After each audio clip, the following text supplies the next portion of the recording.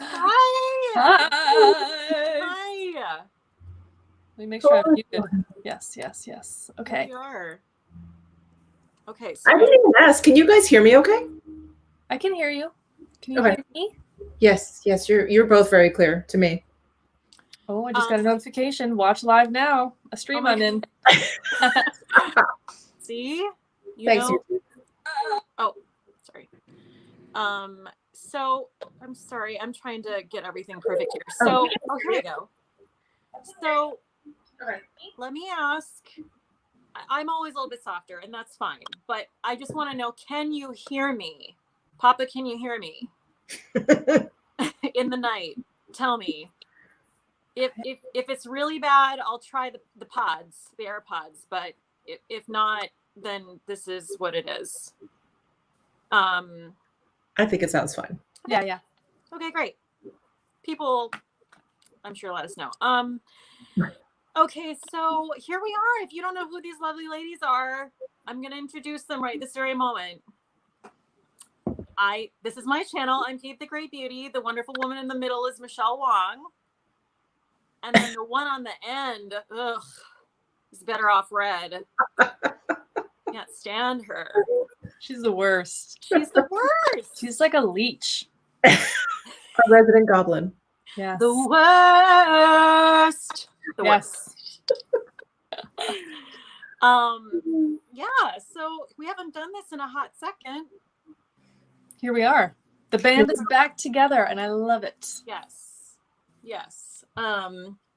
We figured, tonight would be a good night because some people need a distraction. A little distraction. A little bit. Maybe. Mabes. Do you have a drink or a snackin'? I have a drinkin'. I have a drinkin'. I have been snacking since yesterday. I think I went through like 4 bags of chips, stress eating. So I was like, no more snacks. I'm just going to have a seltzer. Very nice. Ooh, is it ginger? It's a ginger seltzer. Ooh, I like it. What are you drinking, Sarah? I'm having a spot of tea in my Frugalista blog mug. Oh, you guys, if you're not watching Frugalista, get your life together. But this is a little bit of PG tips with a splash of milk and some honey. A little bit of what? It's PG tips is the tea.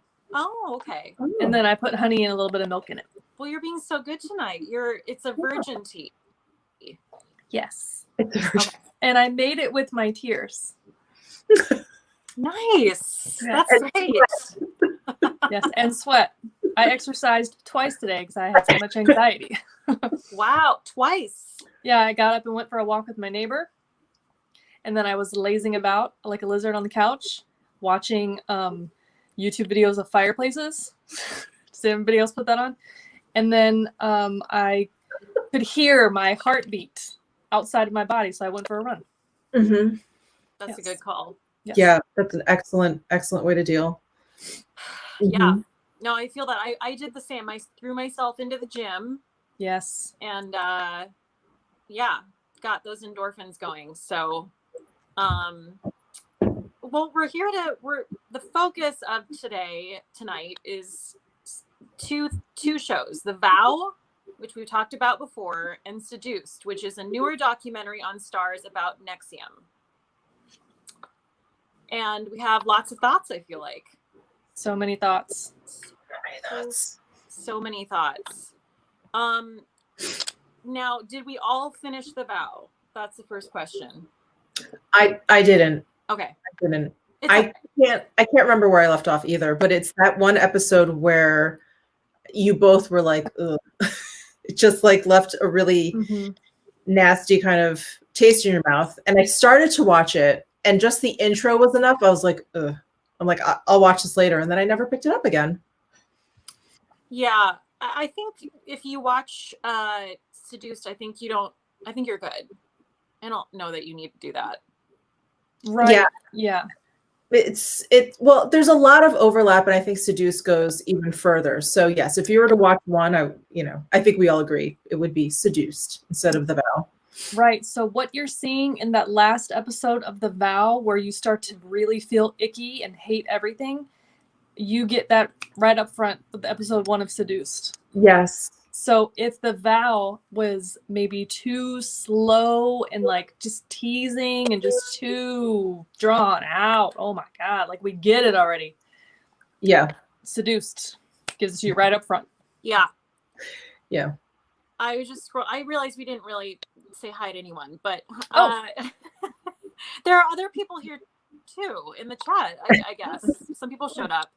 But no, I was just scrolling. Michelle, let me pull this comment up. Someone asked about your lipstick. What is that?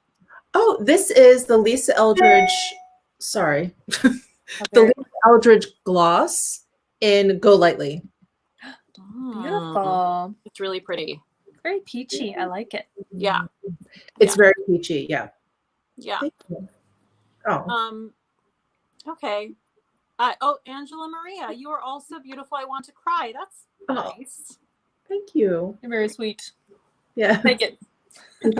Yes. Okay. Well, we'll take comments as we go here as we get going. But yeah, sorry. I hope I didn't ruin the flow. What was being said? I think we were just starting to talk about the differences of the vow and seduced. So I did see a comment where to let you know that they didn't know or they weren't involved and blah, blah, blah, blah, blah. But they don't really get into the details of why. They're just like, I didn't like it. I felt manipulated. I didn't like what I was hearing. I didn't like what I was seeing. But they don't say what it was. They don't talk about it at all. Mm-hmm. And then all of a sudden, when you watch, well, not all of a sudden, but when you watch Seduced, you're like, Yeah. I mean, after watching Seduced and thinking back on the vow, I'm pretty much convinced that Mark, Sarah, Bonnie, and Nippy pretty much made that to prove their innocence because they knew that like shit was going to hit the fan. And like, and I think that's why they didn't really get into it, because if they did, then that would show that they knew what was going on, like really knew what was going on. Yeah. Yeah. Yeah. Sorry, do you ever catch yourself like, because I have like all of us on my computer down here, and it's a little bit of a delay, and you catch yourself making just a horrific face. You're like, because I'm listening, and I was like, yeah, and then you look down and you're like, whoa. Just relax. My God, that was terrifying. Okay, where can I watch Seduced? Stars with a Z, and they have a free trial. So if you just wait a little bit longer, then you can binge it, because they're doing the same shit as HBO, where they're parsing it out, trying to get those subscriptions out of you. Yeah, exactly. Elaine's refrain. I really like Seduced. My main criticism is it feels a little like a PR piece for India, but much better than The Vow. Agreed. I can see that. I mean, I don't know that I feel strongly about that, but I'm like, yeah, I can see that. Well, you know what I really am enjoying, though, is that you really are seeing kind of all sides, right? Because in The Vow, India's not really shown at all. She's explained who she is and how her mom is very concerned about her and is trying to reach her, and India's like, nah, leave me alone. Yeah. But like none of that is shown in Seduced yet. Right. And like we've all kind of talked about this prior, but like I just feel like when I watch, well, I guess I won't speak for you. When I watch Seduced, I feel a little resentment toward The Vow, because I feel like Seduced really gets in there and shows you exactly what abuse was happening, shows you evidence of it. They give you multiple people who are experts in cults. People are weighing in like, you got to know that if we're talking about this issue, and The Vow just did not deliver. Agreed.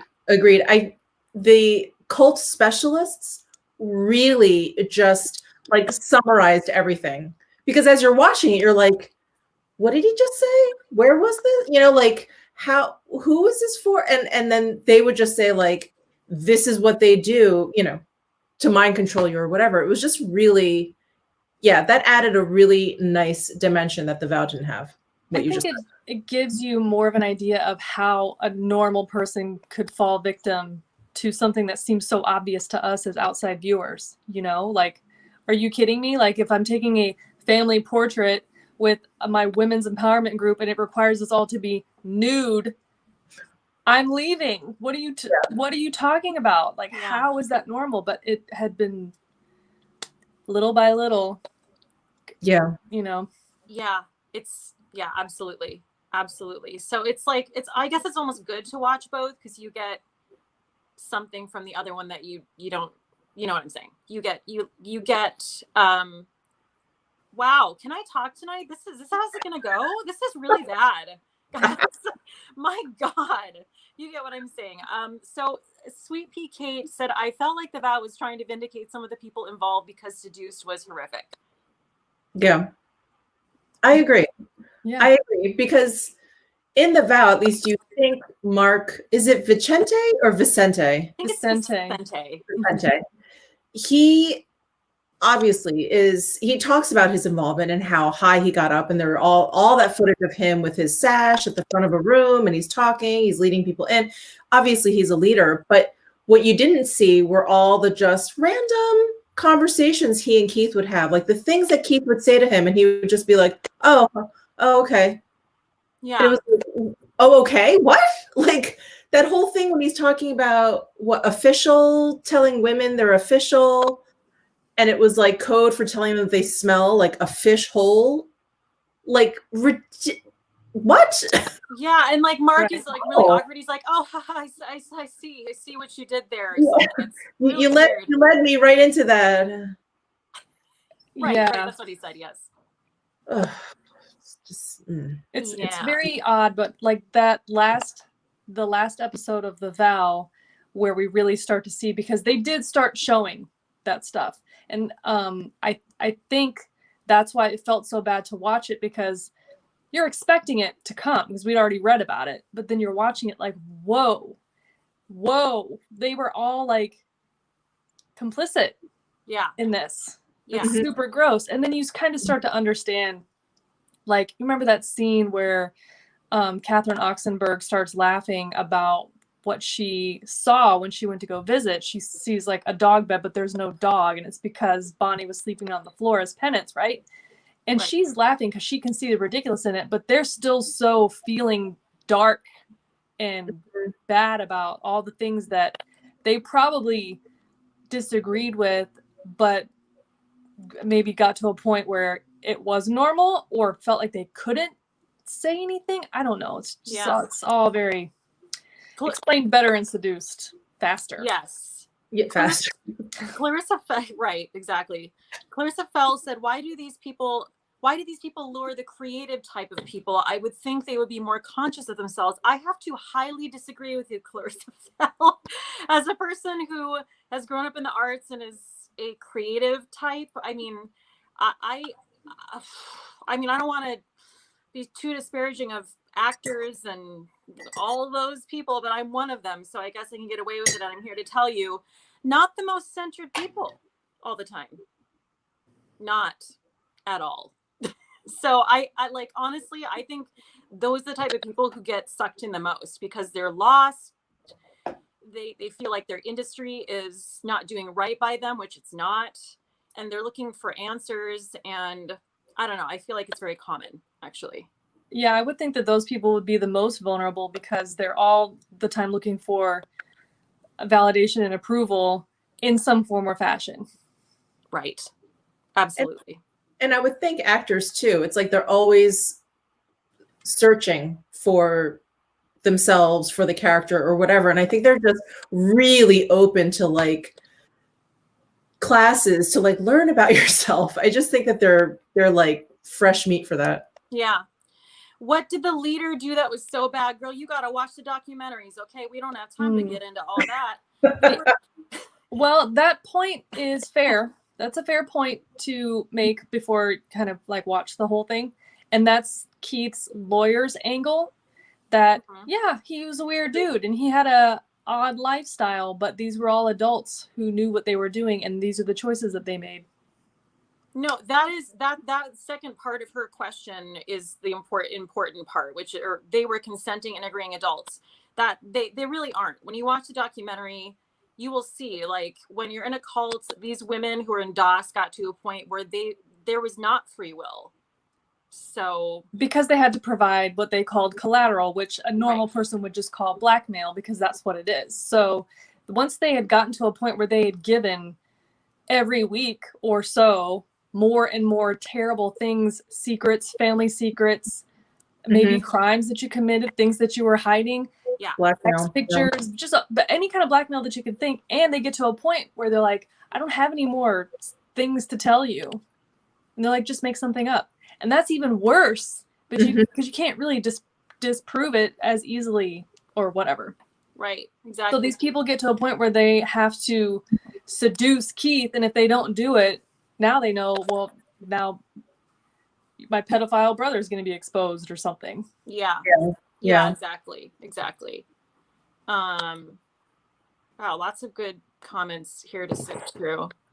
And I don't know if he was convicted of like pedophilia, but you know, there was the sex trafficking and all the racketeering, all the other business stuff and all of that. But there is talk about him having sex with a 12-year-old. Yes. Yeah, that was actually the last thing I saw before I had to shut it off. Like the 12-year-old who he was tutoring, and he got into like he was sexually molesting her. So, but I guess he wasn't convicted of that specifically, but yeah. No, but it was that girl that came forward, right? Who basically was like, yeah, when my dad was part of that MLM. I think, are those the same people? I didn't realize that the 12-year-old girl, I thought she was a different person from or the other woman who was like held hostage in that room or whatever. That girl was. Yeah, those are different. Yeah. Oh, okay. Yeah. And no, I don't think we saw the 12-year-old in Seduced, but I think it was said that she came forward and said that he molested me when my father was part of the MLM or whatever. Yeah.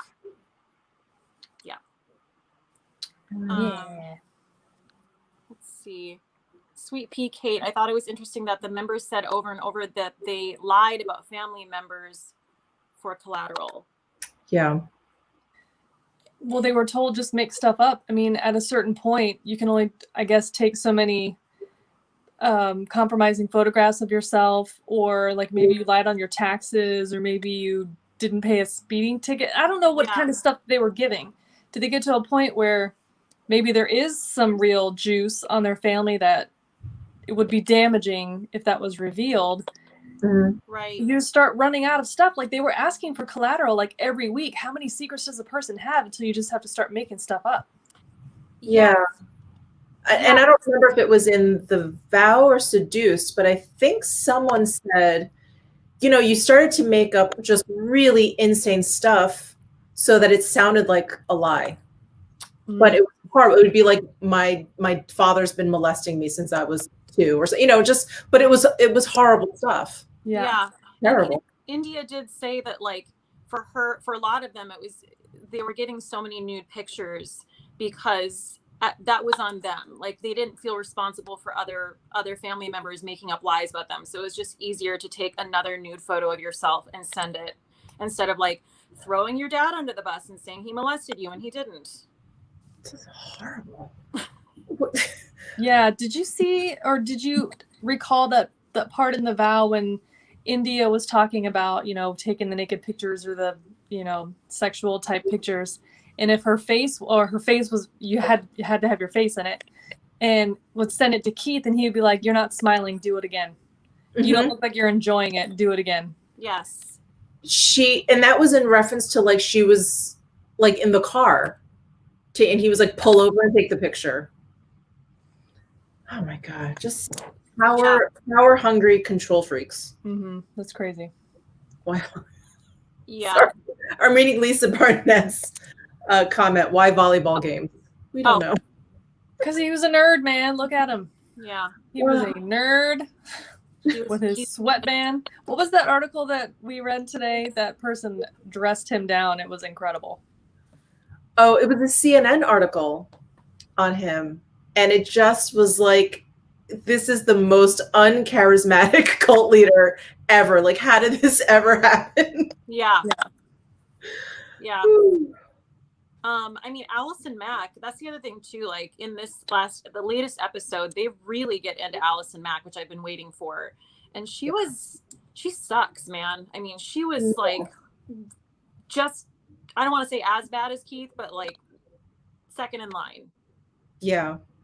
Yeah. Well, her and the Salzmans. Well, yes. Nancy and Lauren, the worst. Can we just talk about what that cult leader specialist, is that what you call them? Sorry. But the specialist on cults, when he was describing what Nancy studied, that neuro-linguistic blah, blah, blah, and he's like, basically, you're just like fucking with someone. Like, that's all you're doing with this kind of knowledge. Like, there's really, he's like, that knowledge in the wrong hands, he's like, is really, really dangerous. And I was like, oh my God. Yeah. Who knew?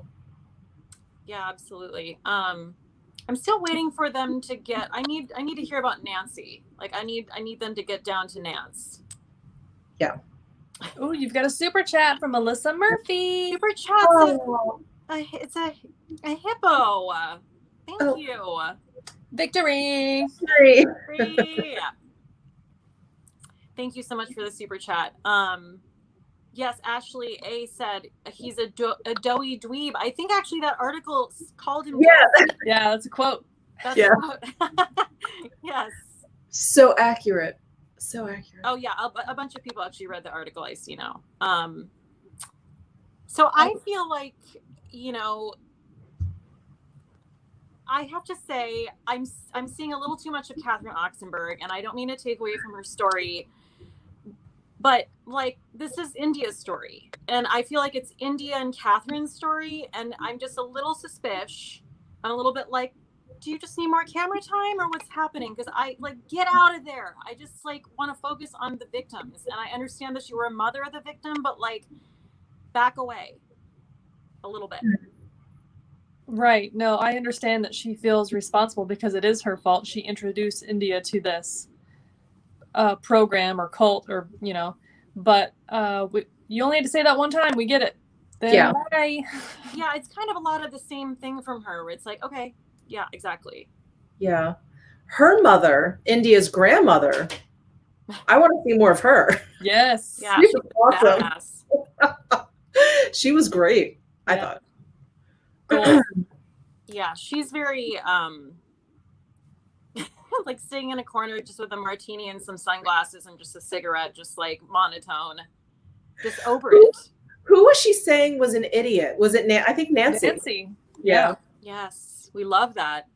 Because Catherine was hosting something at her home, right? And Nancy was doing her culty talking, and the grandma was there, and she was like, what an idiot. She's dumb. What are we doing here? Yeah, exactly. Oh man. There was a really interesting comment, Kate. I don't know if you can highlight it. It's from a Amber R. It was a while ago, like close after. It was right under the super chat. Is that it? What's Catherine bookmark? Is that? No, it's the one that's right under the super chat. Oh, okay. Oh, here we go. So here's the thing I haven't been able to put together 100%. Were Keith Raniere and Nancy sleeping together? Oh, yeah. He was sleeping with all of them. He was sleeping with all of them. I don't know if he was still sleeping with them. But they've known each other for a long time. And I would say definitely in the beginning, those MLM days.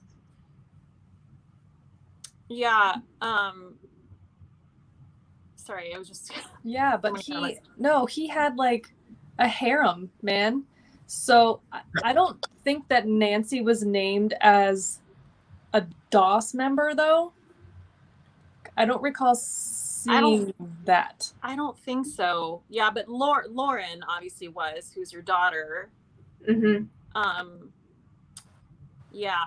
So, and like another thing that they really get into even more is like the weight loss thing and how much they were like taking pictures of their food. And like the thing I don't think I fully understood is that DOS was secret to almost everyone in NXIVM. Like it was just that group of girls. Everyone else is like, what's going on? They're taking pictures of their food. Who's to say?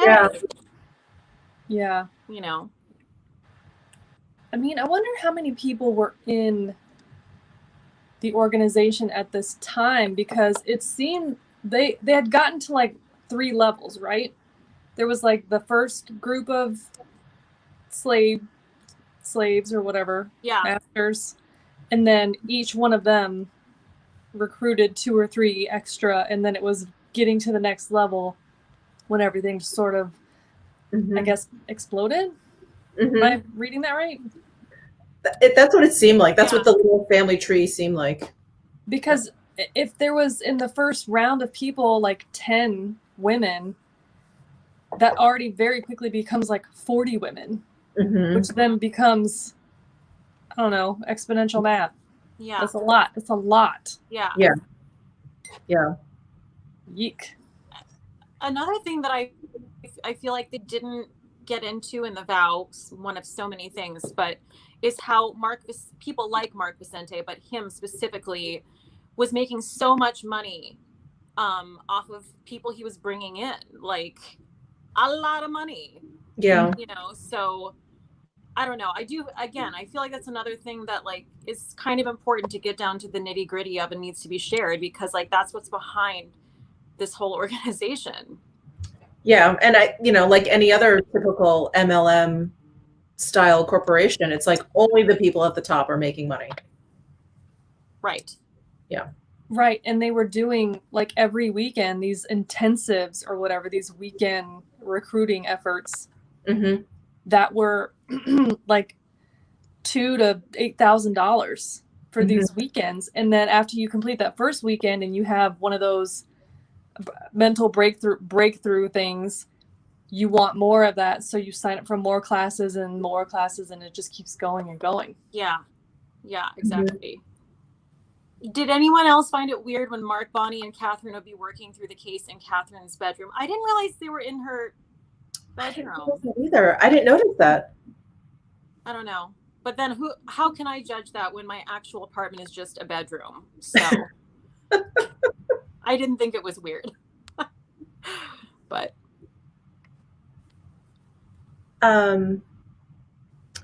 so I don't remember where this popped up. Cate, I don't know if did you see the part where who was talking? They found like the woman that was kept captive for like 2 years. She was buying like pet cages, puppy cages, the human handcuffs, like basically like S&M stuff. Yeah, exactly. I did get to that part. Yeah, like heavy duty S&M stuff. Yes. And like that thing, I think it was Allison Mack would wear. I mean, I don't know what it's called, but it's almost looks like a garter made of like wire, and it just is painful, and you wear it as punishment for yourself. Yeah. I was gonna go there, but I'm like, I feel like there are those religions that hurt themselves as punishment, whatever it's called. Yeah. And they like whip themselves or whatever, and they wear those chains. It's as penance, or I guess, is that what it is? Right. Yeah. There was some of that in like the Da Vinci Code or one of those. Yes. Like the weird monk. Opus Dei. Yes. Himself. Really. So in the Keith Raniere cult, in the DOS, so the DOS doctrine was that pain is your fear of love. So if you are experiencing pain, it's some kind of tie-in. I forget how it's worded, but they braided it together until you equate pain with dedication or devotion or whatever. So like the more pain, the more it hurts, the more you're sacrificing, and the more that you are giving of yourself for love. Like how fucked up and crazy is that? Right. So these people are like starving themselves because you want to feel pain from the hunger. They're staying up all hours of the night, not sleeping. Right. Their little brains are just like one little raisin just like rocking around in there. Yes, exactly. Amber R said, accept the pain, accept the love. Is that, I think, like a quote from it? I don't know. And that's, we know what's so sad about that is like you're really gonna attract people who have been abused in their lives, you know, with that kind of mentality. It's really, it's just so sick. So sick. Yeah, it really is. Yeah, you look at someone like Allison. I mean, I think one of, you know, there's so many scenes in both documentaries with Allison Mack and Keith where there's this flirtation. It's so heavy. It's just it's disgusting to watch. I just saw a scene where it's like he's like asking her if she's available and she's like, yeah, I'm like anytime, like whenever, like, and he's like, okay, like it's just this like high school creepy like flirty thing, and it's just like, oh Yeah. no. And you know what, maybe in person he was just so magnetic, like we've never met him in person. I'm not saying that I agree, I'm just, we don't know. And then obviously like Allison Mack arrives, she had some success with her acting career and stuff, but then she's vulnerable. There she is looking for validation, all these things, and then she shows up and somebody's like looking at her in the eyes and asking her questions, and she's like crying at volleyball. Yeah, she was lost from the start, man. Yeah, and like when she sings that song on stage with the acapella choir, and she's like, it's like a love letter to him. It's whoa, gross. Ew. This is an interesting comment. I haven't read it fully, so let's see. Keith is certainly a dirtbag, but perhaps my greatest realization through all of this is the willingness of women, especially Allison Mack, to prioritize proximity to power over safety of other women. Yeah. Yeah, it's not cool. Yeah. I would agree. Because it's like you want to think Nancy Salzman, her daughter, Allison Mack. I mean, sure, I'm sure there was an element of brainwashing going on with them too, but they're like right in it. It's so sick. So sick. Yeah, it really is. Oh, someone asked, why does Catherine Oxenberg have an accent? Because she's British. Yeah, she is indeed. Yeah. And so I get a little confused about the royalty thing, but her mother is royalty. Who's she now? Who is she? I'm gonna Google it. Princess of Yugoslavia, which it was actually Serbia, but that was part of Yugoslavia then. Not Yugoslavia doesn't exist anymore, right? Serbia does now. I don't know. I don't know. Yeah, Princess Elizabeth of Yugoslavia. Yeah. Cousin to Charles. Okay. Oh, she was born in New York City. That's funny. Yeah, but but grew up in London. That's why she has an accent. Got it. Okay. Interesting. Mm-hmm. Catherine is the third cousin of Prince William. So Prince Charles is her second cousin. Okay. Interesting. Thank you, Wikipedia. Yes, always helpful. I'm pulling up this article that you sent Michelle earlier today that we are referencing because I thought it said something interesting at the end about Keith's response in court to this, which talk amongst yourselves as I find. I think I know exactly what you're talking about. So during the sentencing phase of the trial, because, he was found guilty, right? And then he had the sentencing phase, and that's when the families and the victims could speak to be considered for the sentencing. And they all like ripped him to shreds. It's incredible. Like they dressed him down. It's amazing. But then he also spoke on his own behalf and he apologized. But then there was the last little dig in there. Did you find it? Yes, I did. He said, in a parody of the empathy he has surely never felt, he said he was remorseful, said his fate is, quote, all my doing, and uttered a line to his victims I found, this person who wrote the article found chilling. Even if you're lying, I'm sorry. Even if you're lying, I'm sorry, he said to the victims. So, wow. Yeah, I listened to an interview from Keith's lawyer, talking about, like, the person was asking them, well, all these women have like the same accounts, the same account of things. You think they're lying? And he's like, yeah, 100% they're lying. Okay, because this is the kind of thing people just want to be like in the cool club. Yeah. That's what they're known for. Ridiculous. Right. Like, all these people were giving up blackmail so that none of this behavior would ever like come out. But then they all collude and lie to. Okay. Right. Yeah. Yeah, it's insane. Oh, side note, Sherry Ford has made her presence known with a donation. She says, late to the party, my AC went out, the garbage disposal blew up. Buy a house, they said. It'll be fun, they said. Nope. Please carry on with the creepy cult recap. Love you, ladies. She sent a $100 Venmo. Thank you, Sherry Ford. She's so sweet. And you know what? Homeownership is the worst. Don't do it. The money pit. Don't do it. No, it's not fun at all. I feel so much better when you say that about just being like throwing my money into a black hole in New York City and being a renter. I would rent tomorrow if I could sell this house. Yeah. I will sell this house today. Yes.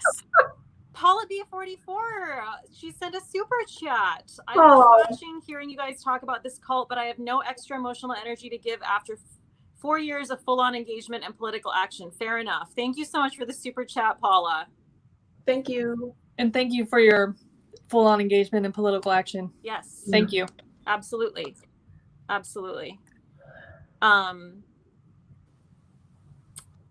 All right. Wow, there's so many great comments in here. I'm just trying to go through them.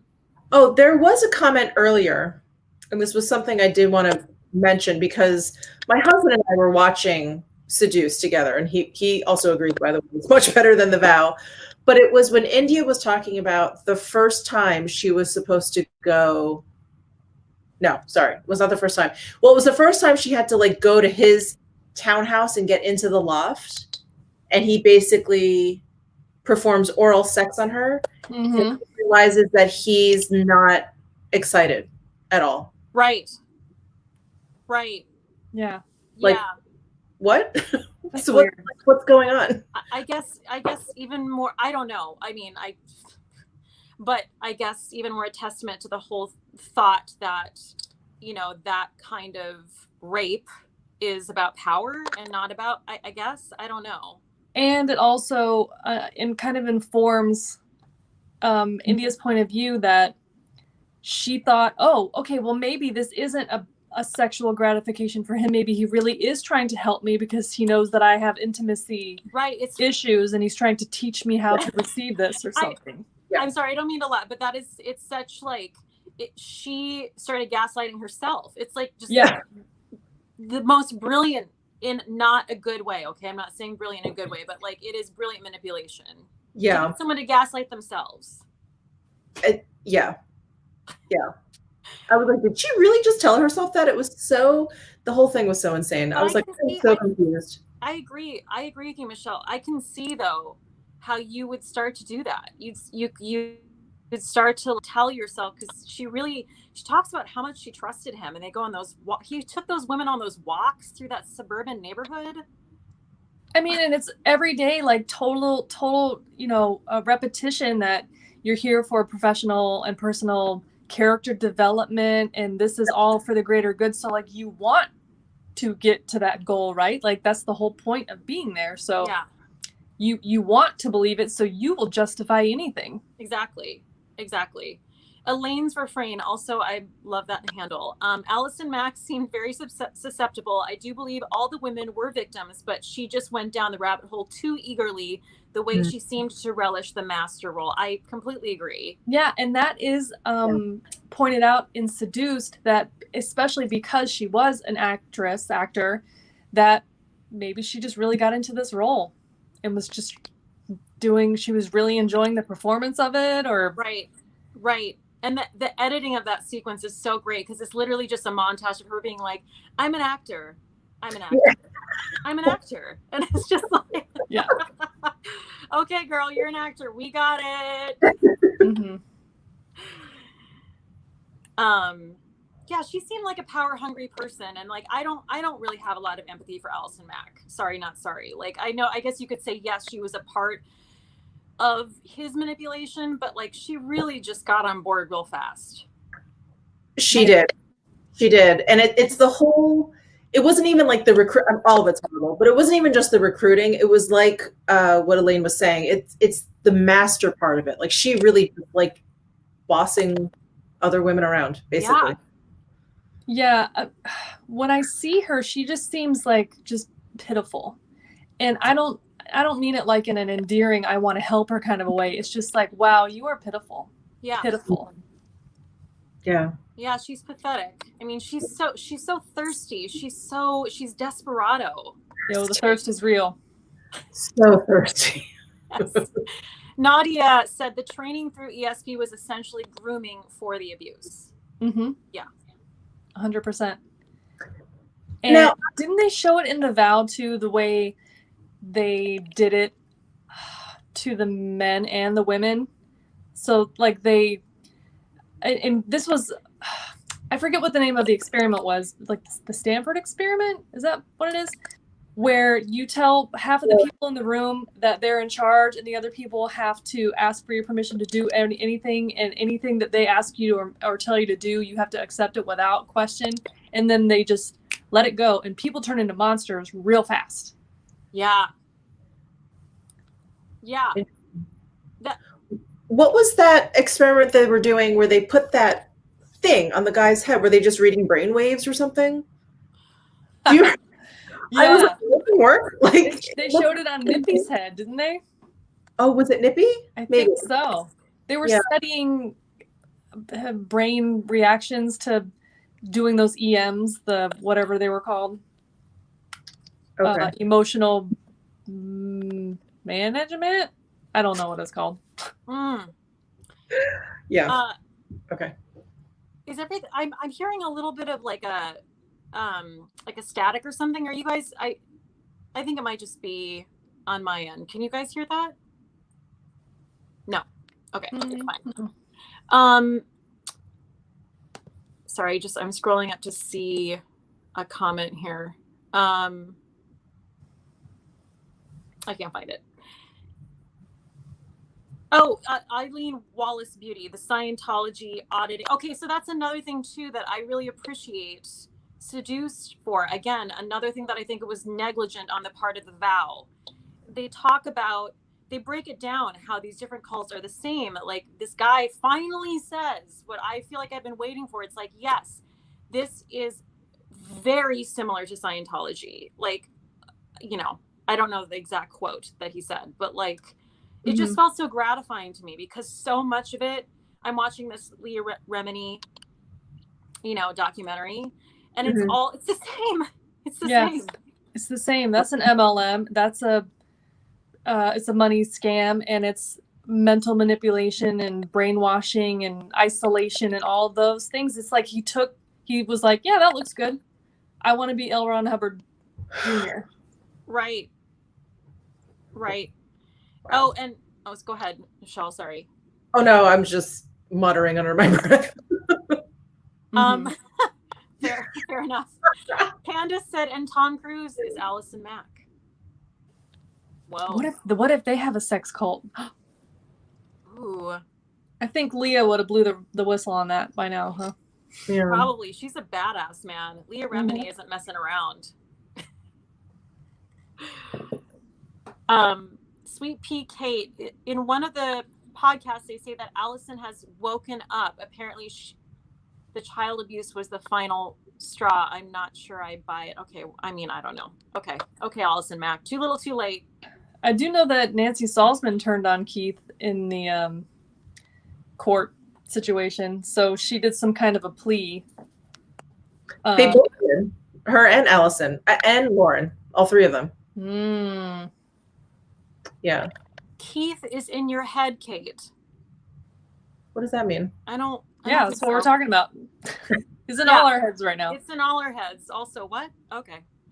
I have a question to pose to you two. I am probably the most intrigued is too positive a word, but the Seagrams heiresses. Mhm. What the fuck is that about? I can't figure out if they're sick and twisted or if they just kind of got wrapped up too, or they're just bored, incredibly overprivileged women. Like what was going on there? And I think one of them actually got sentenced to 7 years in prison. Yes. Which, again, not Claire Bronfman, is that who? Yeah. I think. But what was their deal? Like, do you think that they kind of got into this for like the sex trafficking aspect, or do you think that they? Yeah. No, sorry, I was thumbsing. I was just no. Go on. Yes. Yeah. Yes, trashy was a joke. Got it. Yeah, that's a good point, Sari. What were you gonna say? Yeah, no, because it sort of mirrors the Catherine Oxenberg situation too, where the dad brought the daughters, and then he was like, "I don't really like this anymore. I'm out." And then they stayed, and they were all in. Yeah. Yeah, I can't figure out if they were sucked in or if they kind of orchestrated a lot of. I mean, they held all of the purse strings, all of it. They just felt like they had a purpose. You know what I mean? Like, oh, here's something that we can contribute because NXIVM is really doing something to help the world. Well, exactly. And there was that whole, I think it was in Seduced, the section talking about how, NXIVM attracted a lot of children of really influential, wealthy families because they feel like they're just another, they're following in the footsteps of their families. And it's kind of pathetic. And like you said, Sarah, it gave them a purpose. Mm-hmm. And they felt like they were doing something. Yeah. Yeah. And I guess the Seagrams people, they built their fortune with, gin or whatever, but like they also got into entertainment. So they were influential in that communities because Keith was definitely interested in roping in as many famous people or recognizable people as he could, especially actors, because as we've already discussed, they're vulnerable because they need approval. Yeah. Sorry to generalize, but they're, whatever. Oh yeah. And if they're recognizable, like, oh, that's the girl from the show I like. I want to be part of this group if she's part of this group. Yeah, absolutely. I pulled up this comment. Meg by the Sea. Good morning from Australia. 3 of my favorite creators all at once. I'm reading a book called Unfollow about a girl who left the Westboro Baptist Church, and these cults are all the same. Yes. Yeah. They really are. Mm-hmm. People need something. They need some kind of purpose. It's like, you can have purpose without all that stuff, right? Right? Yeah. Come on, people. Amber R. Well, in Scientology also does these clearing exercises where you're supposed to have sessions to purge yourself of negative stuff. I know I've talked about this before, and we're not going to get in the weeds about Lululemon, but they adopted, like, clearing is a whole thing. Like Lululemon, I don't think they do this anymore, but they adopted landmark forums, everything. So we would, for our staff meetings, gather around in a circle, and we'd have to start with a clearing. And it was super creepy. I mean, it was one of my many issues. It was crazy. And everyone would sit around sweating bullets, just like, the manager would be like, and who'd like to describe what a clearing is? And then someone would be like, I'll describe it. It was like the creepiest fucking thing you ever did see. So it's just, anyway. What do you mean? A clearing? Are you asking? Yeah. Yeah. A clearing is like a purge. It's basically like anything you have on your anything you have on your mind that you want to get out. This is the time to do it, and do it publicly at that. So like, it's one of those typical things where it's very much like, if you make enough people uncomfortable and just sit there and stare at each other for minutes, some motherfucker is going to be like, I have something to say. And then like everyone just fed off of that. And then people were crying, and it was like a whole thing. So that's what I know to be a clearing. Wait, so you just could you talk about any, and it was just talking? It was just talking. So it could be about an issue that you have with the store. It could be about something that happened in your day. It could be about someone else in the circle. It could be about anything. Yeah. Okay. I never took part in that. I was always like, I'm good. Just go over here. I'm good. I'm not sharing this shit with these people. The K thing's bye. Yeah. It's so funny, like when you put people in a room and you ask a question, the pressure of somebody speaking up like crawls into your brain and you're like, nobody's going to say anything. If nobody says anything, we're never going to get past this. I guess I'll start talking. Right. Like someone takes that on. Someone inevitably is just like, well, I guess it's got to be me. I guess here we go. And the reality is it actually doesn't have to be anyone. Right. And that's something that I have learned more with age, because I was definitely the person in school that if nobody was talking, I'd be like, well, I think that. Yeah. And anymore, I don't have to talk. Like for work, I have to go to trainings like periodically every year, biannually, whatever.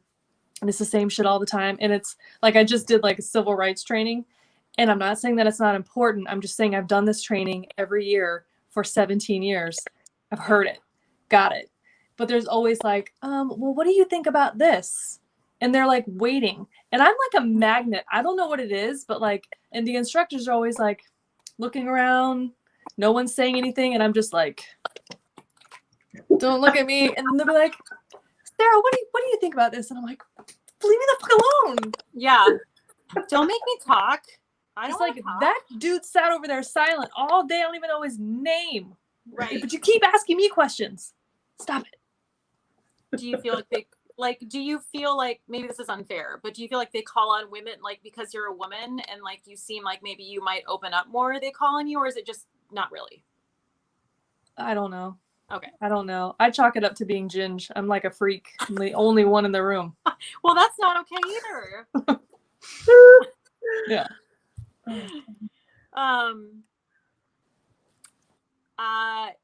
Okay.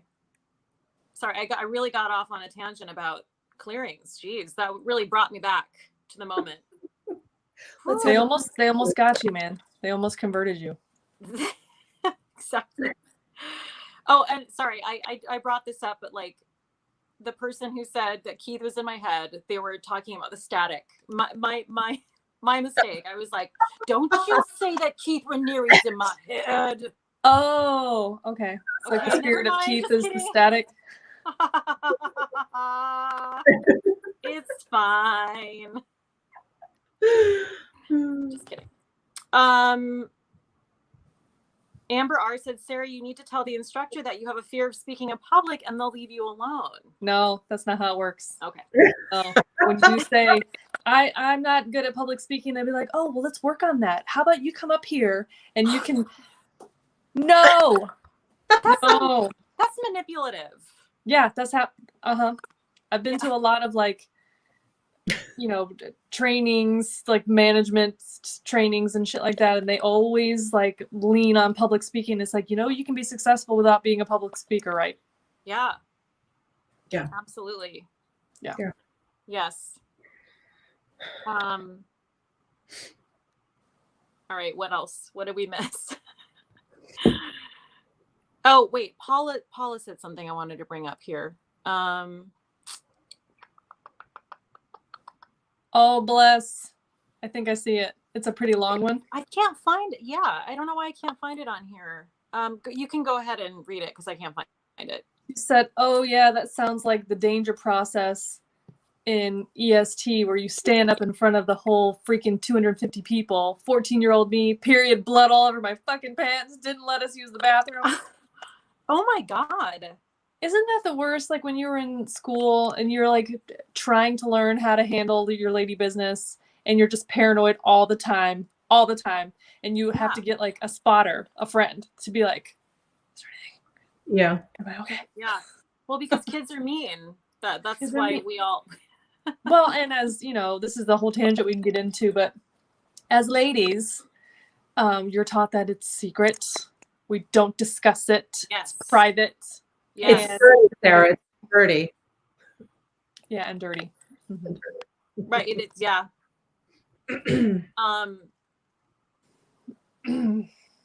Let's see. Carol Ann said, sorry, we're over focusing on this now. Carol Ann said, Sarah, it's the sound and tone of your voice that makes you a target. What? Oh my. I hope you mean that in a good way, Carol Ann. Am I shrill? But wait, if you're not talking, then how? Well, you know, they always make you go around the room and be like, what's your name? Where do you work? What are your hobbies? Listen to this. Sorry, tangent. That civil rights training I was just talking about, because it's COVID times, you can't get that many people in a room. But it's the training that is required. Everybody has to do it. So it's a pretty large group. There's like 30 of us. And it was a conference call. It was the best. Because I'm just like at my desk at work, on a call, not listening at all. Like typing my script for an upcoming true crime or whatever. And they're like, okay, we're going to go around the room alphabetically. Like the trainers are going to just call your name. And this is a way for her to take role as well. But she's like, we need your name, where you work, what your hobbies are, and what have you been doing during quarantine? No, come on. I hate that shit. I hate icebreaker, like made up. I can't with that. I hate it so much. I'm sorry, Sarah. Yeah.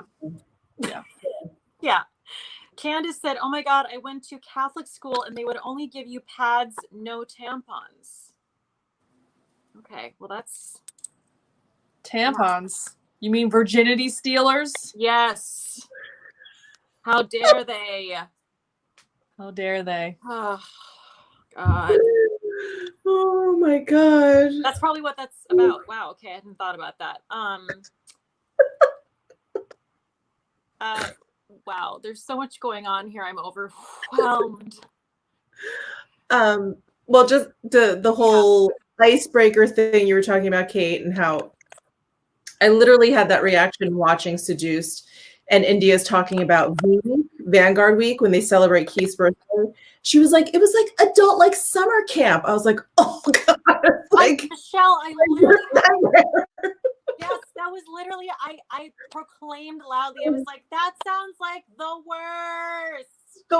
They had all this footage of like, I don't know, like they're wearing like, I don't know, same color t-shirts, and they're playing like what is that? The tugging, whatever. Anyway, just stupid game. Tug of war?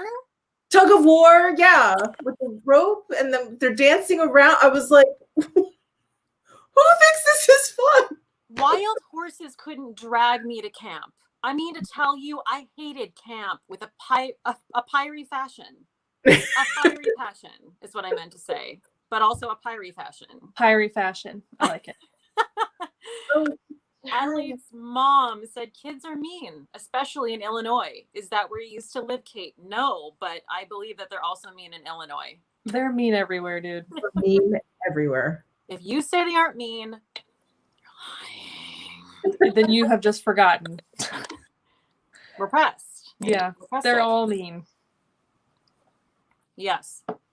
Did you guys? I'm sorry, we're getting a little off topic, but the summer camp thing is really. I'm having a lot of feelings. Sarah, how did you feel about summer camp? Well, I never went to summer camp as a child. I have been part of activities that are described as summer camp for adults, but it was not like that shit. We were not swimming in the lake. We were not canoeing. We were not doing any of that shit. I used to have a Mini Cooper. I don't have it anymore. Tears. I let her go this year.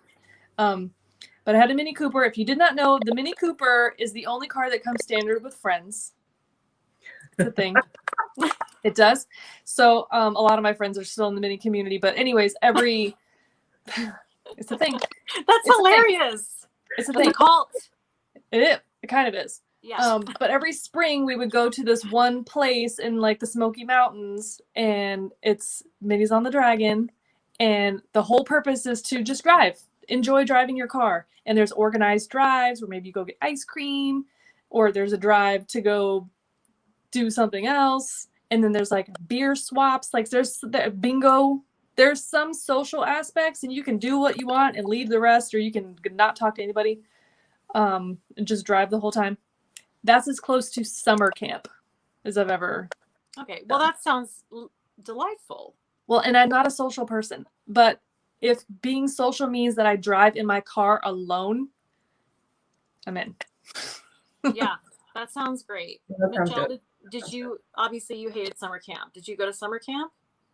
Well, because both of my parents worked during the summertime, they sent me basically back to school. And it was they tried to make it more fun than regular school. But I really liked the arts and crafts, so I just would sit there all day. Oh, that's nice. Yeah. I was like the not talker, never talker, or whatever. So they just pretty much left me alone and left me there, which was nice. And then in high school, I went to summer school. Ooh. And that was a whole different ball of wax because it wasn't like activities like that. Like you were going to school. Yeah, that sounds. That I didn't mind.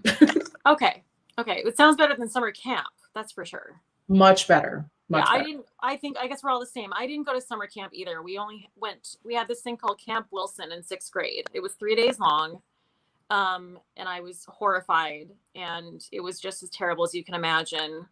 And it was forced group activity. You had to get up and do a skit, which I know it seems like something that I would have liked, but I was like insanely shy when I was 12. So no, that was just a hard no. So, but I made it through.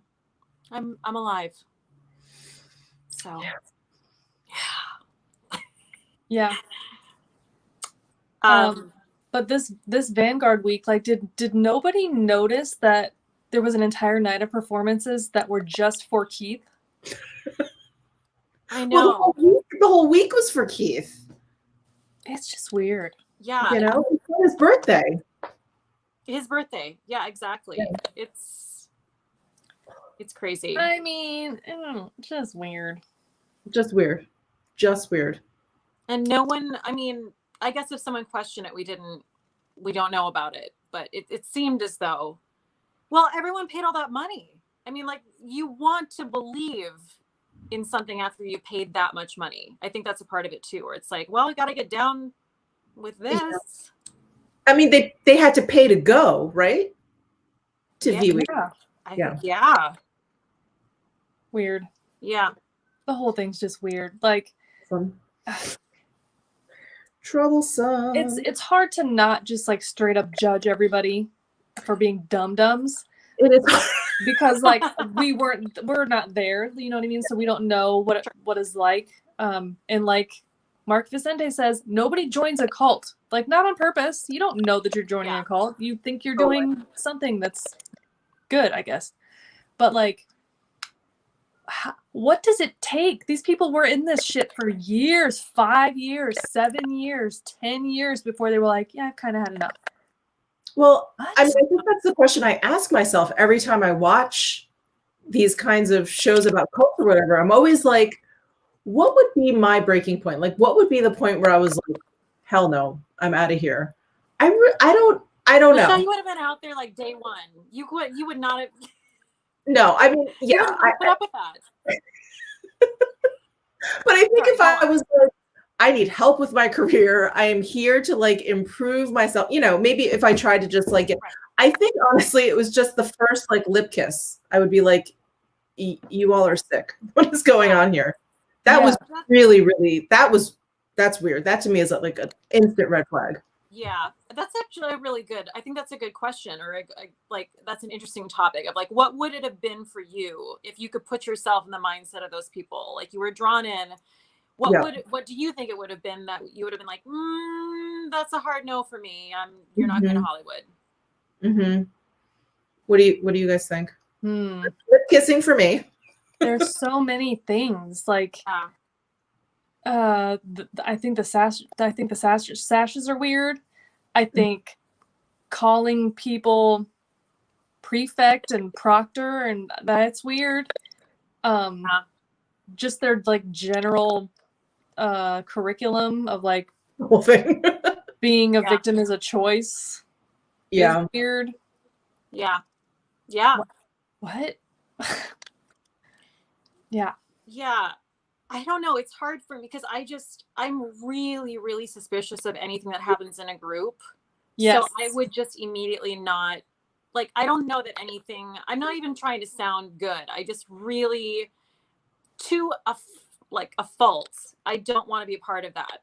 Like, so I don't know that I would have been roped in. I actually don't know how I ended up working for Lululemon for as long as I did, because I was the most curmudgeonly non-Lululemon worker that existed. And I think they just accepted. They're like, oh, that's Cate in the corner. She's over there. That was yeah. Yeah, but I don't know. I just am very suspicious of overly excited adults in group settings. The need to belong. Yeah, it feels sad to me. I mean, yeah, it feels sad. It is. It seems so desperate. And you know what? I have the same kind of opinions about other large organized belief systems. We'll just leave it at that. Where I'm just like, Same. Can you not think for yourself? Can you not make your own decisions? Like, you have to blame it on something else Mm-hmm. in order to feel good about your own decisions. Okay. Right. That's Yeah. weird. Yeah, it just feels like, well, it's the same reason I can't really get into like sorority fraternity stuff. It feels the same to me, where I'm just like, really? Okay. Got it. Yeah. Yeah. Amber, does anyone recall the steak and the baby talk? I would Yeah. probably burn that right down. Well, I don't know what that is. Wait, remind me. Oh, that would have done it for me. This is where Keith is talking, and this was mostly on yes. Seduced. Yes. A little bit in the last episode of The Vow, if you recall, but where he's talking about how a man just wants to fuck something so he could just put his dick in a steak. Yes, I do. Or a baby, because you know, a baby. Because he could make a baby real fuckable. Yeah. Right. And that's what he said. And I know he always does this thing where he's like, now I'm going to be crude now. I'm going to be crude. But it's like, no, dude, doesn't work anymore. Like, you just sound fucked up. Like, what are you doing? Like, that's not a thing. That's not a universal thought process for all men. Please stop. I hope to God not. No. No, of course. No. No, it is not. No. And what else? He said something too. I feel like this footage was close. I feel like I'm reminded of him saying something. And it was like in Seduced, they had footage that I think wasn't technically like allowed, you know, because most of all the stuff in The Vow, Keith was like, yeah, follow me around, you know, film me, whatever. He loved it. But there was like footage in Seduced that I don't think was technically allowed. And it would be like insider footage, like it would have that wording at the bottom. Yeah. Anyway, he said something like, I don't know, maybe he was talking about like plans for the week. And he was like, oh, and then we'll talk about like your enslavement. I mean, you know, and like didn't even laugh it off. And no one got up and laughed at that point. What? Yeah. He was hiding that shit in plain sight, and people were just like, oh, it's a metaphor. Yeah. No, it's not. He kept like pushing it. It was like these tests. He was really like always like kind of testing the group, testing the waters. He would say these things and kind of like look out. And if no one reacted, he would just be like, okay, let's set it. Yeah. Right. And you know, to that point, it's like, that's fine if you want to have a metaphor, you're trying to be shocking or something to get people's attention. But like, if I was in a group like that and that was the metaphor they chose to use, we're done now. That's the limit. Yeah. I mean, these people really believe that he was the smartest man in the world. I mean, that's what he was touted as being, correct? You know, does no one fact check? It's so easy. No, they don't. It's so easy to check. Like, Yeah. is any of it verifiable? Oh, it's not. He claims he has an IQ that's not a number that exists on an IQ scale. It's ridiculous. I mean, okay. I think that people, like, again, I feel like these people paid a shit ton of money, and I feel like they want to believe what they want to believe. Like, you want to believe that you bought into something that is worthwhile, and that was, I guess, Keith Raniere. Yeah. But Yeah, I mean, and Mark Vicente, whatever.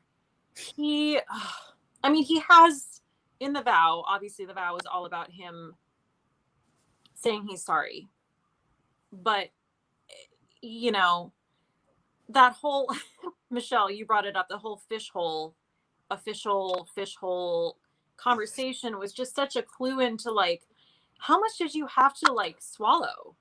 Like how Right. much were you just like blindly going along with like Yeah. Yeah. Like you could tell he didn't like that at all. you could tell. But Keith was testing him to see how far he could push him where he wouldn't be checked. And you know what? In the vow, Mark does there's a phone call where he tells Keith, hey, after we did this exercise, I felt really uncomfortable. I didn't like doing this. Right. Well, then why didn't you leave? Why didn't you speak up and be like, this is real fucked up. Like, there's other ways that we could do exercises. Yeah. This is really weird. Yeah, absolutely. Yeah, everyone is just super weak. It's just like everyone has just no one had a spine. Yeah. Except for Bonnie. I think Bonnie had a spine. She got out. Yeah. Eventually, yeah. Kristen, going off of what Sarah said earlier about how many people were involved in NXIVM, it's crazy to think there are members who still defend Keith and probably want to keep NXIVM going in some capacity. For sure. Yeah. I think those women are dancing outside the prison right now, aren't they? Yeah. Like, they're having dance. A dance off. Yeah, led by that guy who cured his Tourette's. Oh, right. right. He's still a believer. That was, yeah. I don't know what it was, some interview or some summary about it that I was watching where they're talking about, it was a very specific type of person that they targeted for these groups, right? You know, people who they thought might be vulnerable, but were just successful enough or were already successful, right? So they could take somebody who had some success, bring them into NXIVM. They could expect that that person would continue success, and then they could start taking credit for it. Mm-hmm. Right. Right. So it's just a weird circular manipulation. It's just, I mean, hindsight's 2020, I guess. Yeah. Yeah. And I think there's always this thought that like, I couldn't possibly have been duped. You know, I could not have been wrong about this. I could not have wasted all that money. No, all of this it's good. All of this is fun. Yeah. Yeah. It's like admitting you're wrong, which can be very hard for people. I think we've learned it's very hard for people currently to admit they're wrong in so many ways. It's like, hey, people, you know, you can learn new things. You can change your perspective. You can just change your mind. Change your mind. Yeah, you can just like learn and like admit. It's actually very freeing to be like, you know what? Wrong. Like, I hadn't thought of that before. Mm-hmm. I'm glad that I read that. And now I'm a critical thinker and I can adjust myself. Yeah. Yeah. Teachable. What's that? Teachable. So some people are teachable and some people are not. Apparently, yes. Can we talk about the guy? I don't know his exact title, but he works for the New York Times, and he's like my favorite. And I think he's in both. I'm not. Yes, and he's like, it's one of the episodes in The Vow when he's like, I mean, I don't know how he said it, but it was so badass and so honest. He's like, I mean, I would never get into something like that. Like, I just don't trust people enough, and I would just, I can't relate. But it was just, I'm not quoting it correctly, but it was so, I was just like, so good. Yeah. Okay, sir. I'm trying to find it. It was the one that Catherine was working with when she was trying to prepare her deposition, right? Yeah, I think his name is Barry. Barry Meyer. Is that who it is? Yeah. He wrote the New York Times piece. Yeah. Yes, I love him. Yeah. I love him. That was so good. It was so good. And he wasn't even, I didn't even feel like he was being obnoxious or bragging. He was just like, nah. Yeah. Yeah. Nah. Did he call Keith like an idiot? Did he say no? Probably. Maybe. I hope so. Probably. I hope so too. I'm gonna have to watch that again. That was good. That was good. Oh man. That article that we were all sort of reading today, the writer talked about the term psychobabble. Yes. Right? Yes, psychobabble. Where psychobabble was a term that he is claiming credit for inventing in the 70s, where it's all like self-helpy, psychiatristy, head shrinky type of terms where you can say a whole lot of terms and words to you sound authoritative, and you just didn't say anything at all, but the other person's like, wow, Exactly. you really helped me, thank you, breakthrough. Like, what? That's exactly right. It's very like an armchair psychology. I guess it would be the same thing as psychobabble. Like someone who, and that's what Keith is really good at, because I would listen to him talk and I'd be like, okay, this obviously is a person who's articulate. He believes what he believes. Like he's very convinced, but I had no idea what had been said. Because he doesn't say anything. He doesn't say anything. Right. If you say something or present an issue, he just repeats it back to you as a question and then tells you that he has figured out who you are and what your problem is, but you'll never understand it because he's smarter than you. Right. Yeah. Yeah. Right. Exactly. What the fuck is wrong with these people? Well, it's a brilliant manipulation, that's for sure.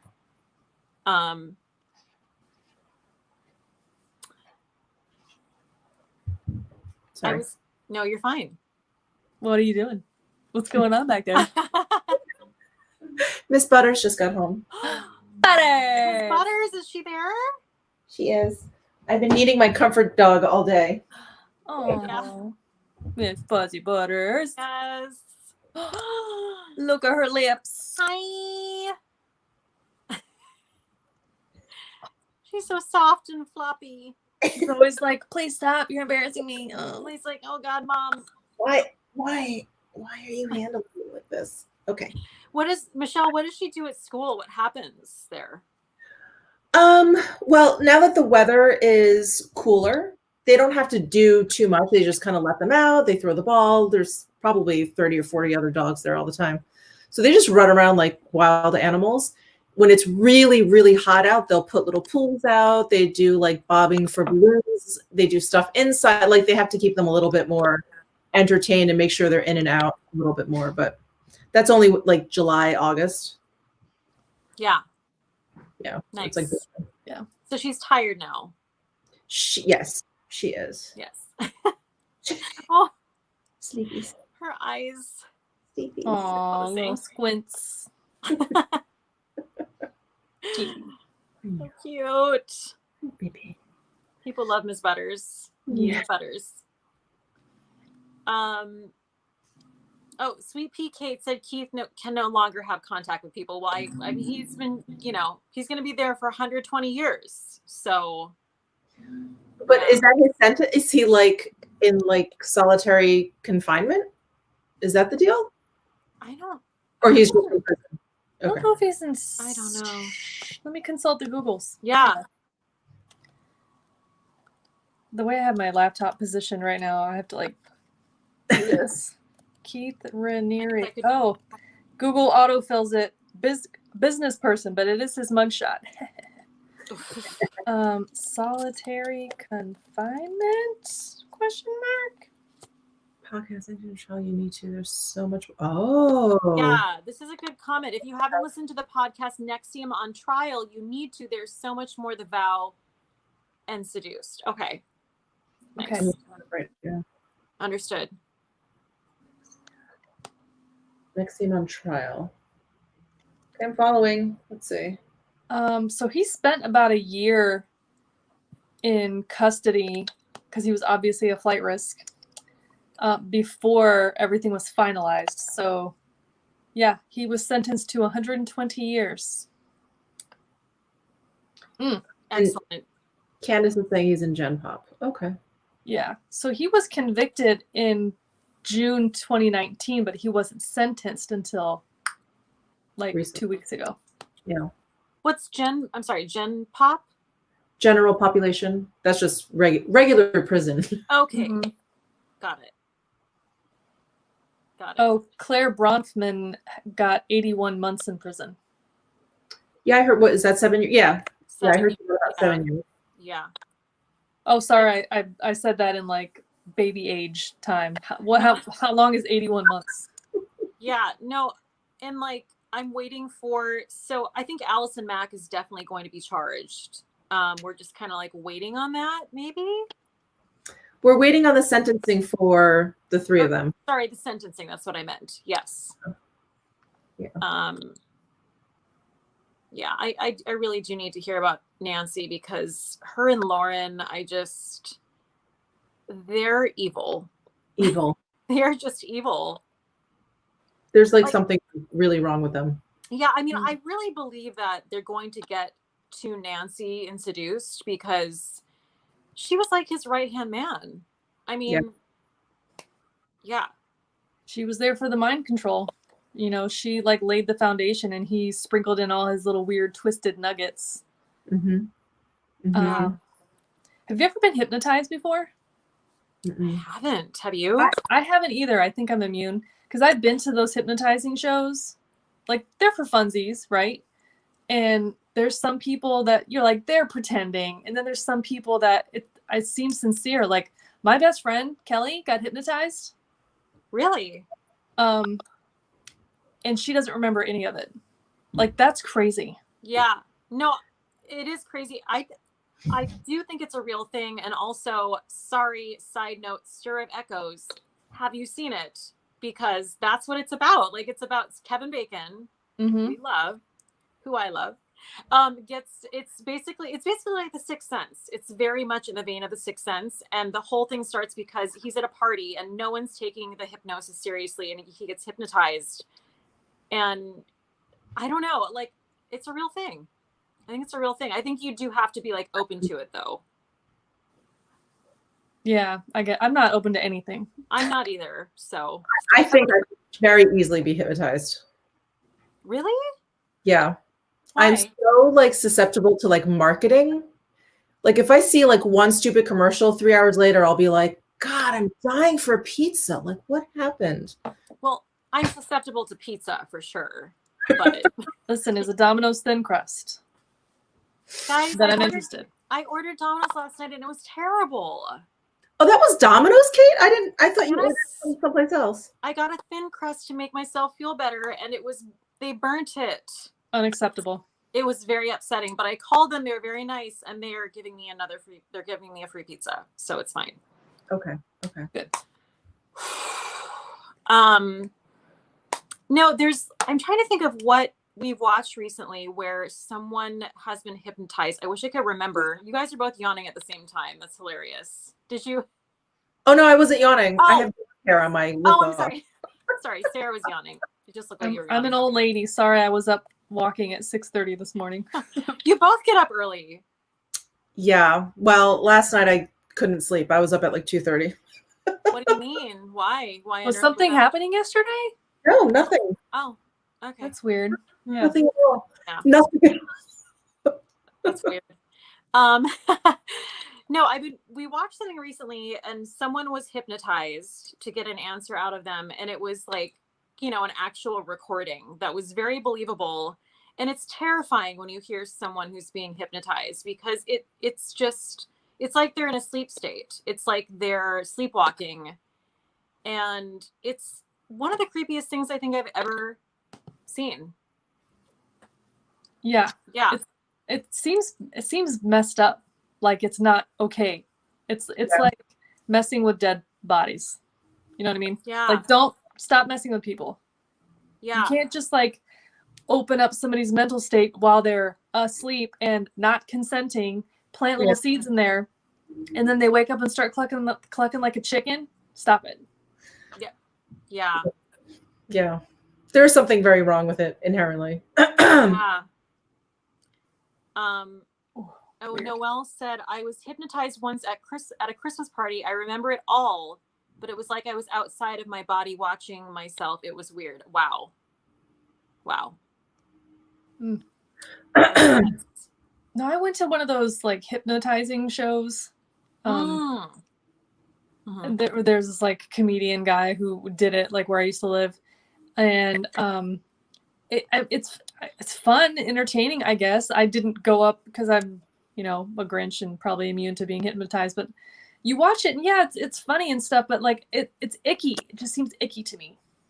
Yeah, well, it's like you're like you're opening up someone's mind and sort of like treading through their brain. It's just like it just feels very not okay. Not okay. Wrong. Yeah, you're making people do stuff that they're not aware of. Yeah. And that Very- Nancy Salzman, I guess, was an expert hypnotizer, and that's what she was doing, like opening up people's brains and planting little seeds in there. I need to hear more about her. I'm not satisfied. I need to know the deep. Same. How many episodes of Seduced are there? 4? There's 3 out, but I don't know how many there are in total. I want to say there's a total of 4, but it does show like season 1, episode 1, 2, 3. Okay. So perhaps there's going to be another season. I don't know things. Maybe that's just the way that they have to number these things. I don't know. Yeah. The only thing, and this is a very minor issue, it's not important really, but like I obviously India is reading or she's memorized a script. And that is, it's very obvious, and like it kind of takes me out of it a little bit because I kind of want to hear her own account in an organic way, and it's not organic. It's she's reading it. Right. It doesn't seem as candid, I guess, as The Vow, because they're definitely like in person interviews or whatever. Yeah. Yeah, exactly. I'm trying to figure out how many episodes are going to be in total. Yeah, I guess 4. Well, I wonder how they're going to top it, because those first 3 episodes are spicy. Yeah, they are. Yeah. I'm assuming it's going to be Nancy and Lauren. Interesting. And I wonder when The Vow's going to come back. I hope they don't wait forever, because in that last episode, you hear Keith's voice from prison, right? So do they get him on a call, I wonder? Yeah. People are saying, when I brought up that point about India and her memorizing things, people are saying it's because she's still messed up, which that does make sense. Like if that's all she can do to get through it is just memorize it, and Yeah, she even mentioned, well, there are 2 things that she mentioned that were very disturbing to me. One, obviously she's in therapy now. She's been going to the therapist, and we see the therapist actually in Seduced. And she said that it took, I don't know if it was either a number of sessions or a number of months of going to therapy for her to even say the words that she had like a sexual relationship with Keith. And I was like, God, wow, okay. And the other thing that kind of bugged me is, there are these more candid shots of her, not where she's just sitting in that chair, but she's like kind of talking to people. And I think, is she talking to her? Maybe she's talking to her therapist. And it's just like a little bit more candid. And she's, I think, describing her feeling maybe when she was laying there and he was performing oral sex on her, and she's like, yeah, I just kind of had this like feeling in my chest and something like that. And her therapist says, well, what do you think that feeling is about? And she's like, oh, I guess it was like, it's like a warning sign. It's basically, it's that voice inside you that tells me things are wrong. And she's like, oh, and she's like, maybe she's writing it down. I don't know what she's doing, but she's kind of like, oh yeah, I really got to start like listening to that or develop that. I was like, that's an understatement. I was like, yeah, your age? Yeah, you do. Yeah.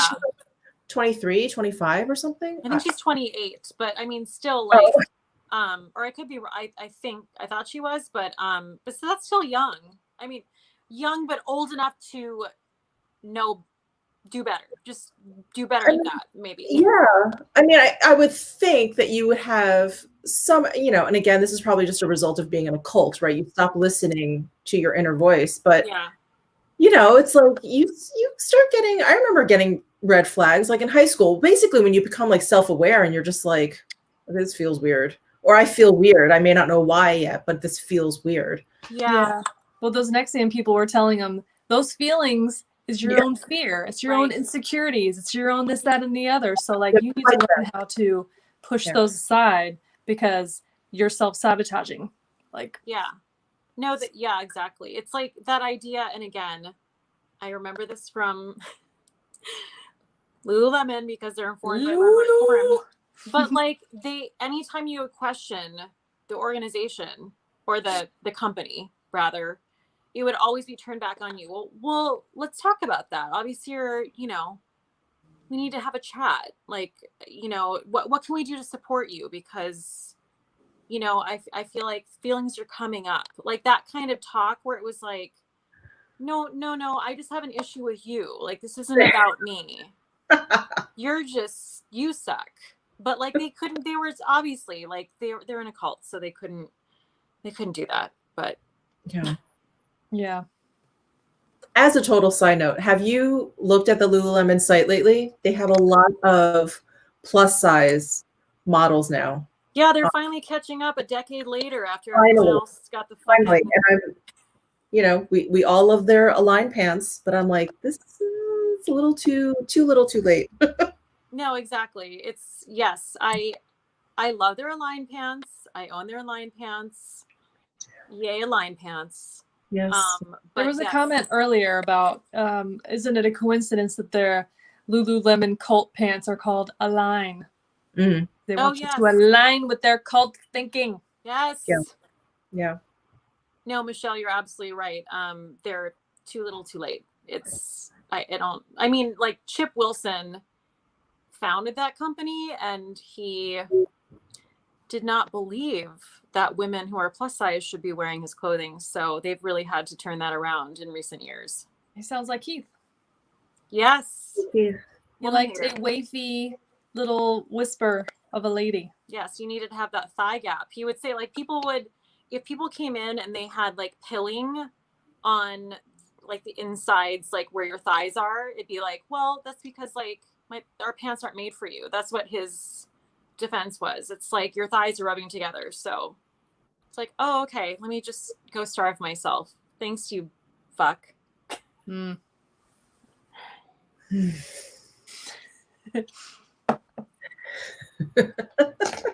Good times. Good times.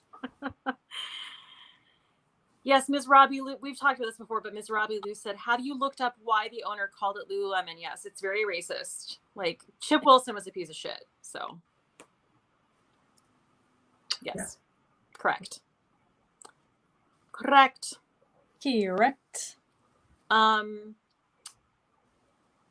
But yeah, so basically, like, I've started watching, I'm going to keep watching Seduced, obviously, but I started picking up the Scientology documentary, which I'm very excited about because there's a lot of episodes of that. This is the Leah Remini one? Yes, which I think is now available on Netflix. It just became available on Sunday. She's a hero. She is. She's awesome. Yeah, I love her. Joanna Yas, I saw a boarded up Lululemon today on the Upper East Side and thought I'd like to throw shit through their window, right or not? Yeah, they boarded up DC and they put the fence back up around the White House. So it seems like they think it's going to go really great for them. So, Joanna, hey, was that 66th and 3rd Avenue? Because that's where I worked for 2 years and it was like the worst 2 years of my fucking life. Okay. Yes. Was there like a Club Monaco store right next to your Lululemon? Yes. Because I almost worked at that Club Monaco. I'm trying to think when. Maybe like 2003. There's a Club Monaco on Columbus Avenue and like 6th. But you're talking about the East Side? The East Side. Okay, probably. There's probably one there too. But you didn't work there. Good for you. No. Retail's the worst. It's the worst. It's the worst. Yeah. Candace said, what was the final straw that made you quit Lululemon?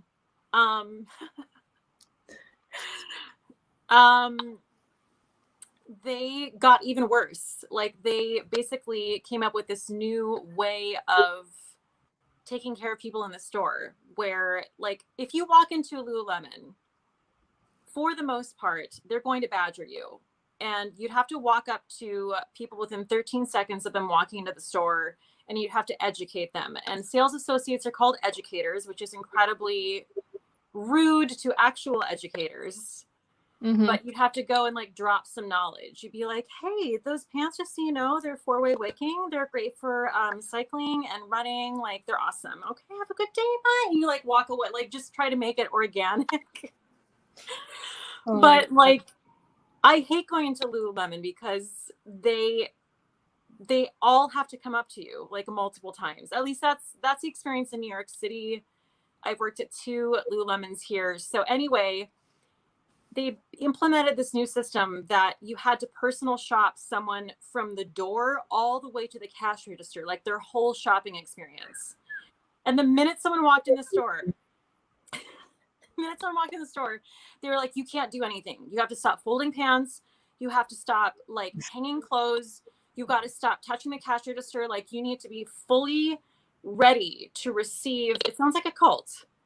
And that, I remember that rollout in that staff meeting. And I thought, oh, fuck no.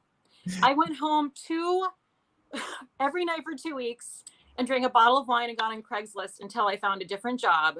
And I gave them like 2 days notice and I got the fuck out. So no. They don't do that when I go into Lululemon. Do they do that to you still? Yes, but that's good. They don't do that to me. I don't go into Lululemon much anymore though, because like but okay. I feel like it might be more of it is like a nationwide thing because that's their training, but I feel like it's more intense in New York City because it's like I only go when I'm back in New York. I go to that one on Fifth Avenue. Well, that's the worst. Okay, yeah. Well, that's nice. You just give off like super like vibes that you don't want to be talked to. I mean, I generally look pretty pissed, but yeah, they never talk to me. Wow, that's amazing, Michelle. Good job. Well, 25 years in New York City will do that to you. I mean, I probably look like a serial killer walking. No. Well, maybe they've also, I don't know, maybe they've calmed down. It's been a few years since I worked there, but I doubt it. Okay, yeah. Just order from them. If you're going to just order online or something, I don't know. Anyway, don't go in there. Yeah. Okay. Wow. We got into we really went down that rabbit hole. Trish Van Rogan said it's not like that in Vancouver. No one here would put up with that. Okay, Vancouver is this. Are you sure? Because that's where Lululemon literally came from, and there's some culty things up there in Vancouver. That's actually where I first was like led into going to Landmark Forum, was in Canada. So I love Canadians, but I'm just saying. It happened there. The only acceptable cult in Canada is Tim Hortons. Am I right? Oh. Am I right? Margot, speak up.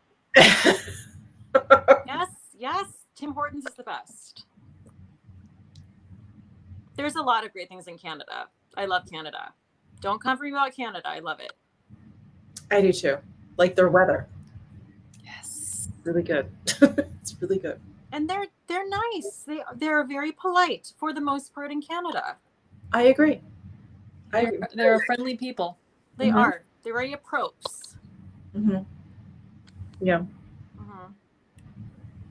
Jamie K said, "Oh my God, I just noticed Sarah's shirt. Love it. Thanks for seeing us." Listen, unless anybody has forgotten, they still matter. They always did matter. Yes, they matter. Yes. Okay. Do you see my shirt is a name made up of all of these poor lost people? Yeah. I love that. There shouldn't even be one name on here, but there's too many to read. # Black Lives Matter. Yes. I actually looked for that shirt, but I couldn't find it. Here, I guess I have to order it online, Mabes. I got this down at Black Lives Matter Plaza. I love that that's a plaza. The street that goes right into the Whizzle Hizzle. Yeah. Yes. What else? I'm trying to think if there's anything else about Seduced that I wanted to talk about. Yeah, I mean, so if you have not seen Seduced, it's on Stars with a Z. You can get a free trial. If I'm not sure if it's because I'm an American Express card holder or if because of my TV is a Roku, but when I did like my trial, not knowing that I couldn't binge watch the whole series, so I eventually like came up, where I had to pay my $8.99 and it got refunded. Oh, so I should probably look into that. So I'm not just like, so either it's the Roku or the American Express. So if you're one of those, maybe you could do it for free. Ooh. Okay. Yeah, but if you don't have like, you can get that 7-day free trial, right? If you don't have Stars. Yeah. Mm-hmm. Yeah, and if you start it now, you will be able to watch the last episode, which is going to air November 8th. So. Okay, Joanna Yasa, does anyone have ideas about where the Seduced footage came from? I don't think that a lot of it looks like Mark Vicente's footage, but I don't know that he was working on that stuff alone. There had to be other camera operators. Yeah. Yeah, and then there's a lot of like you said, Michelle, like it always says insider footage or something at the bottom of the screen where he's like giving those talks. Yeah. Which again, it's probably just like iPhone footage or something. Yeah.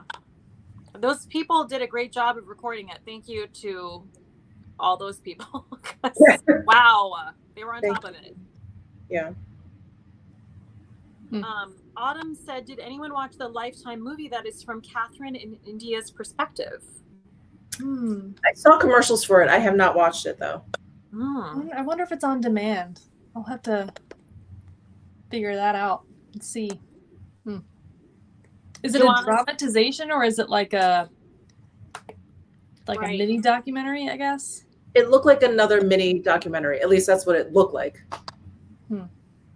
Okay. Joanna said, I'm so curious about what Mark thinks about Seduced. I mean, he's not necessarily shown as a villain. Right. In Seduced, but he's not featured or we don't get his point of view or how bad he feels about everything like in the Vow ad nauseum. Right. I feel like the sense I get from him from Seduced is that he really just stuck his head in the sand. Was just like, I'm here, I'm doing this, it's fine, everything's fine. We're all good, everything's great. Love it. Yeah. Well, and like he'd get on those calls with Keith and they had names for each other. Like, what was it like? Keithos. Yeah. Marcos. Yeah. It's like, that's weird. So like, bro. It's so douchey. It's just doucheville. Yeah. Oh, Tony Page, allergy meds kicking in and no sleep last night. I think I'm hitting the wall. I'm with you. Yeah, Tony, I feel you. Yes.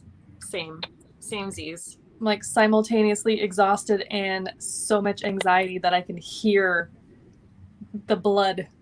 Yeah. In my body. Yeah. For sure. Sweet Pea Kate. So the other thing about the Vow is that Sarah was recording conversations before she left. Okay.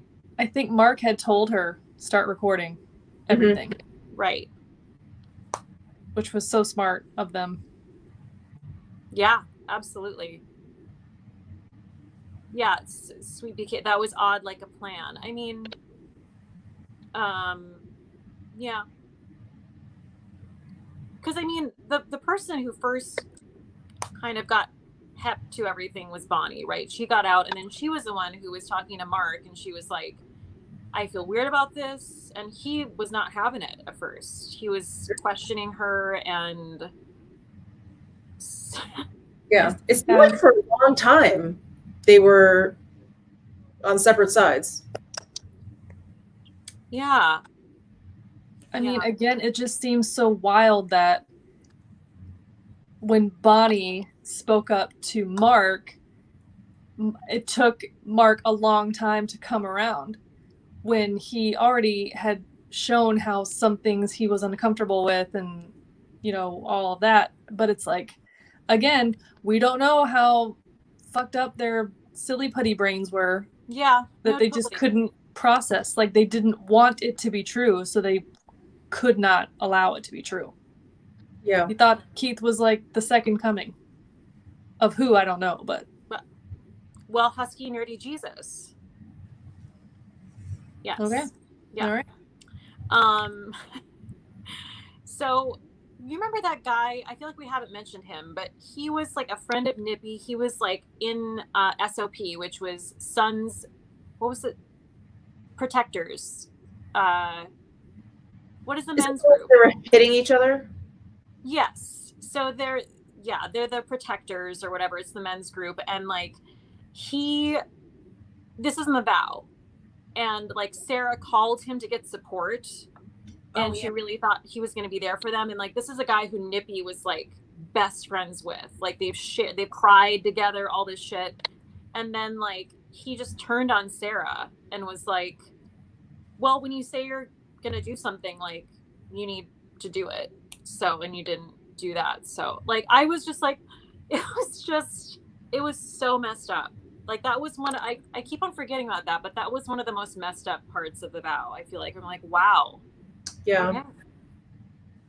Yeah. Really manipulative. Society of Protectors. That's what it was. Society of Protectors. Yes. So, well, I wonder how all those people feel now. That's the worst feeling, when you go to a friend that you feel is going to react in a different way, and you don't get what you're expecting, and you just feel like crushed. Yeah. Yeah, he was on the wrong side, man. Yep. It's crazy. Sad. Samantha March. Hi. Hey, girl. Hey. Oh, Samantha March. Wait, Hey, Samantha. What's up, girl? Yes. Have you been watching Seduced? Have you been watching The Vow?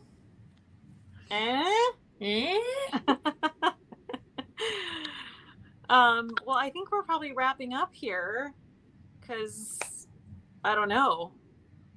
There's more. Yeah. There's more of Seduced to come. So yeah, there's more to find out about. Yeah. And we'll be talking about it. Don't you worry. Oh yes, we will. Oh, Samantha March, but why do all three of you look so stunning? Okay. Because we were watching your videos and we got inspired by you. Thank you, Samantha. We love Samantha March. She's just, she's a pleasure. The best. Yeah. The best. So sweet. All right. Well, let's close this up for the night. Let's all go have, I don't know, more tea, a drink. I'm going to eat dinner. I'm going to eat dinner too. What are you going to have? Well, we're attempting turkey and pork meatballs. Ooh. We just had all this ground meat in the fridge, and I was like, what are we going to do with all of this? That's what we came up with. Sounds kind of gross, but we'll see what happens. No, that's not. Are you gonna have it like just like with something, or what will you do with it? Well, because I'm doing paleo, yes. I probably will just have it with some either butternut squash or sweet potatoes. That just made my mouth water. So not bad. The only problem is when you make paleo meatballs, you can't throw in breadcrumbs or cheese or anything. Yeah. So it literally is going to be a ball of meat. How long? Egg. You can put some egg in there. Yes, I could. Ooh, yeah. That sounds good. How long do you foresee yourself doing paleo? I really would like to just stick with it, but not be too insane about it. Like when I go out, obviously, have my cheat meals or whatever, but not really go off the rails. But I just like eating this way. It just makes me feel so much better. That's great. Yeah. That's great. Okay. Well, thank you ladies so much for, Samantha March, she said, I ordered Mexican and ate all the chips. Yes. Of course. That sounds good. Wait, Kate, what are you having for dinner? Are you getting a pizza? I don't know. I'm not going to have pizza because, no, I'm going to be good, or not that good, but I'm probably going to order something, but I don't know what it is. Maybe a salad. Maybe some halal. I do love halal. Mm. Yes. And yeah, that's what. And Sarah, you've already eaten. Yeah, I ate earlier because I'm an old grandma lady. No, I had red lentil soup. It was very exciting. Ooh, healthy. Soup and tea, and going to bed at 9 o'clock. Well, it is Fibrous. so Yeah, fibrous. You're gonna be very. It's gonna be flowing through you. active tomorrow. Ooh. Yes, clean I'll it out, report. girl. I'll report all about it. I know that's your favorite subject. Yeah. Okay, guys. Well, thank you so much for being on my channel. Thanks for having us. Again, if you guys aren't subscribed to Michele Wang and Better Off Red, please. Come on, just do that. It's free. Also, if you haven't thumbs this up, give it a thumbs up, and we'll do this again at some point soon. Yes. Yeah. Okay. Bye, guys. Okay, have a good night. Bye. Bye.